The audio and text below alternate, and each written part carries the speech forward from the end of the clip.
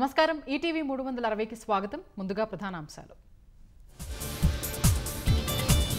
బంగాల్ హత్యాచార ఘటనపై సుప్రీంకోర్టు విచారణ గురువారానికి మధ్యంతర నివేదిక సమర్పించాలని సీబీఐకి ఆదేశం వైద్యులు మహిళల భద్రత కోసం జాతీయ టాస్క్ ఫోర్స్ ఏర్పాటు ఇద్దరు తెలుగువారికి చోటు కల్పించిన సుప్రీంకోర్టు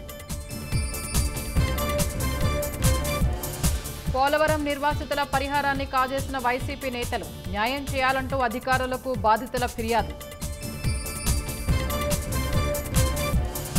హైదరాబాద్లో కుండపోత చెరువుల్ని తలపిస్తున్న కాలనీలు కొట్టుకుపోయిన కార్లు పార్సీగుట్టలో రోడ్డుపైకి మృతదేహం కర్నూలు జిల్లాలో భారీ వర్షాలకు నిలిచిన రాకపోకలు నంద్యాలలో మట్టి మిద్దె కూలి వృద్ధురాలి మృతి దేశ రాజధాని ఢిల్లీలో కుండపోత వర్షం మింటోలో నీట మునిగిన వాహనాలు ట్రాఫిక్కు అంతరాయం